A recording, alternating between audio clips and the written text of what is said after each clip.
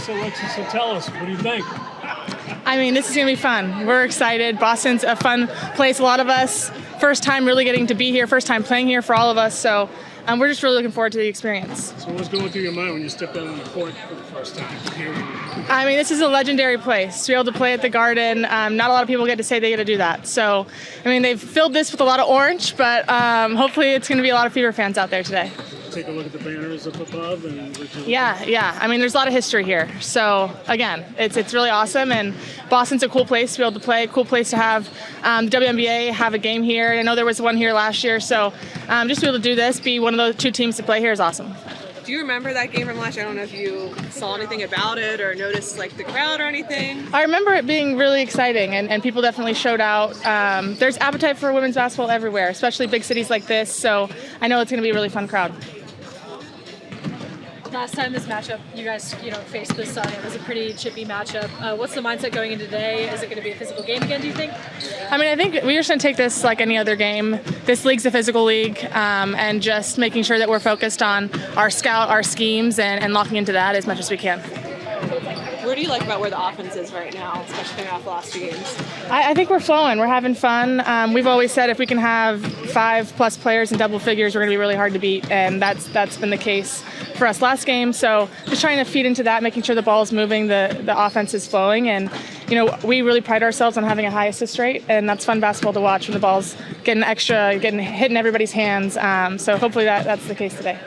It's been easier to, especially now with kind of more of a fully healthy roster. You guys feel like you're really finding your identity with what this group's going to look like? Yeah, I mean, we haven't had too many games with a full roster that we have right now. So it felt like a few games ago that we're kind of learning, what those rotations look like, how this team's going to work for a full 40 minutes. And we're building chemistry every day. We're building chemistry playing a lot of games. So I think we're only going to get better from here.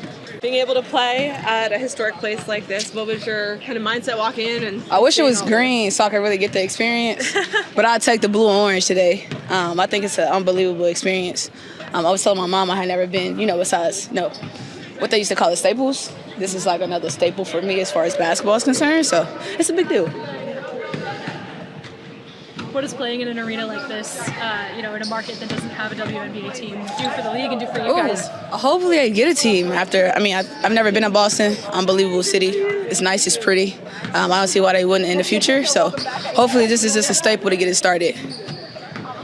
What was going through your mind when you walked into the building for the first time? Oh, man. I thought of, the greats, and then I saw the banners. I was like, this is pretty cool. I wish I could have got an autograph or something. I would have been on a tour or something for this. But any basketball competitor, any fan knows what it means to be in these arenas. So it's kind of how I treat the Madison or, what you so have it. But it's definitely an unbelievable experience for me because I'm a basketball person. I really love the game. I watch games here on TV. So it's only, it feels good. It's intuitive that I take this and experience for what it is. And it's a good one. Did you watch the game last year when the Sun played the Sparks here at all? Do you know anything No, about that not game? really. I wish I would have. I didn't even know they played here last year, but that would have been nice. Have you heard anything about that game? Or what? Ari was on LA. She said it was a really great experience, so I'm going to take her word for it. What do you like about the way you guys are playing offense right now? Our defense. Everybody want to talk about, the outsiders and the people that's behind these mics and keyboards really don't understand how you win games, and that's defending.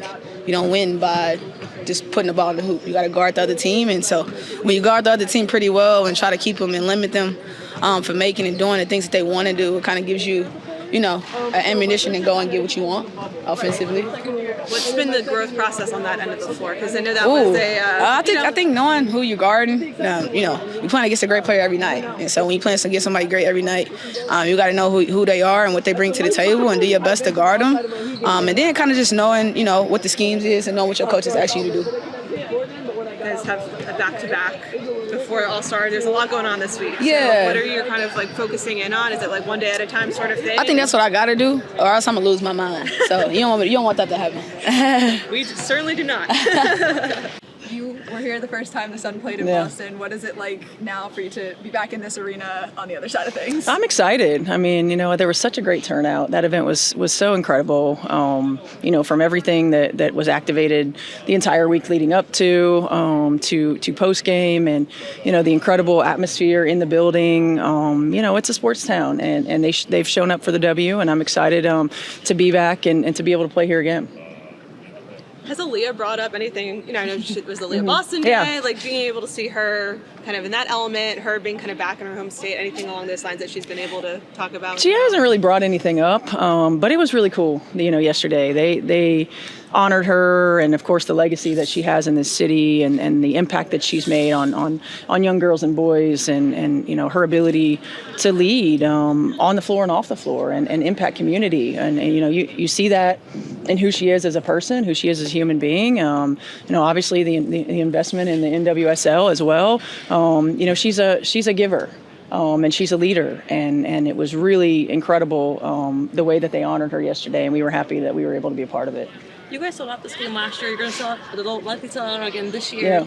You play in NBA arenas all the time with sellout crowds. What's it like seeing this huge turnout for the W across the country as a former player and now coach? It's incredible. It's what we always, imagined it to be. We knew that it was going to take time, but to have experienced, some of the early days and some of the lulls, and then the resurgence with increased star power. I mean, these young players have not known anything other than the W. When back in the day when I was playing, we didn't know the W.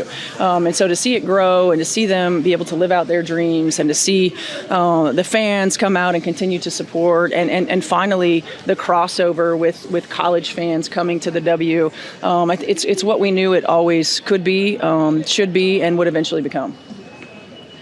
I'm not going to name names, but a player earlier mentioned that she thinks there might be a player from the Sun mentioned she thinks there might be as many Caitlin Clark fans in here as there are, fans rooting for the home team.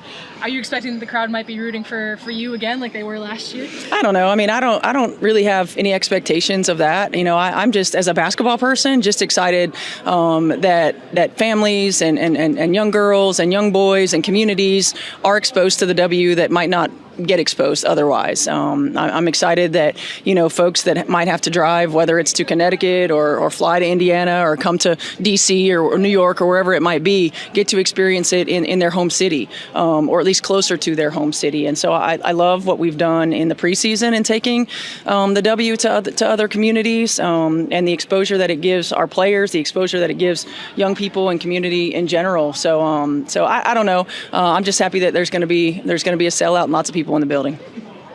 I haven't seen you in a while. Just Yep. what did you like most about your 2 years in Connecticut, and how that prepared you to take on this? Obviously, you have your history with the Fever, but to come back to this place. Yeah, I mean, I loved my 2 years in Connecticut. Certainly I think Jen is outstanding, and working with Jen on an everyday basis was incredible. The organization, just top notch, and their commitment to the W.